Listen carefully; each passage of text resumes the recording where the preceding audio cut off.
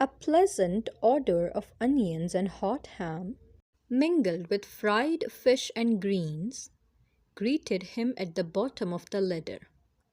And then the steward came up with an oily smile and said, "What can I get you, sir?" "Get me out of this," was the feeble reply. And they ran him up quick and propped him up over to leeward and left him. For the next 4 days he lived a simple and blameless life on thin captain's biscuits. I mean that the biscuits were thin, not the captain, and soda water. But towards Saturday he got uppish and went in for weak tea and dry toast. And on Monday he was gorging himself on chicken broth.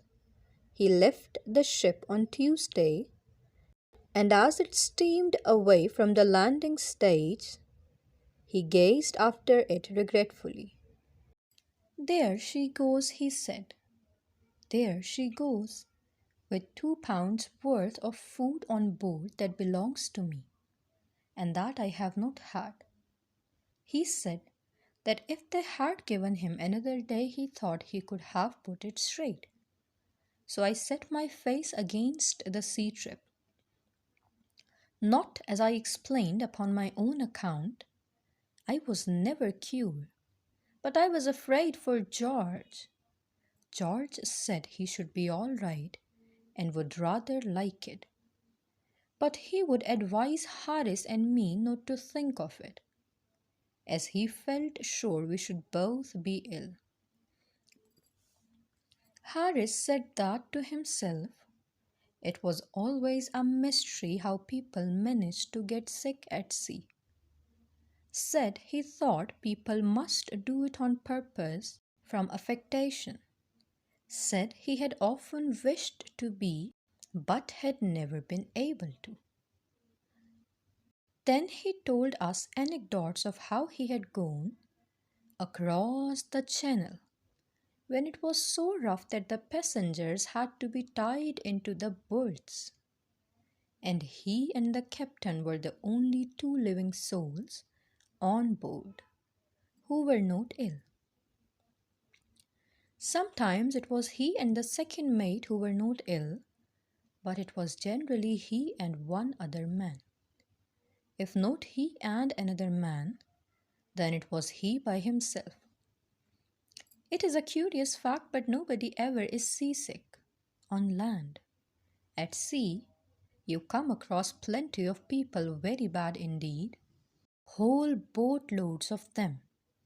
But I never met a man yet on land who had ever known at all what it was to be seasick.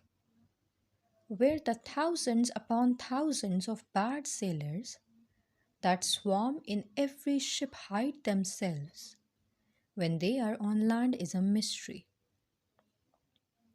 If most men were like a fellow I saw on the Yarmouth boat one day, I could account for the seeming enigma easily enough.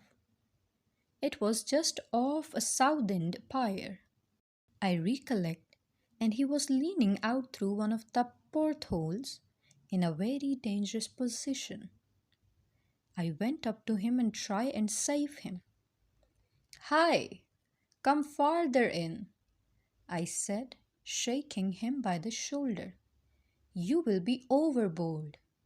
"Oh my, I wish I was the only answer I could get, and there I had to leave him. 3 weeks afterwards, I met him in the coffee room of a Bath hotel, talking about his voyages and explaining with enthusiasm how he loved the sea. "Good sailor," he replied in answer to a mild young man's envious query. Well, I did feel a little queer once, I confess. It was off Cape Horn. The vessel was wrecked the next morning. I said, "Weren't you a little shaky by Southend Pier one day, and wanted to be thrown overboard?" "Southend Pier?" he replied, with a puzzled expression. "Yes, Going down to Yarmouth last Friday 3 weeks. Oh, yes, he answered, brightening up. I remember now. I did have a headache that afternoon. It was the pickles.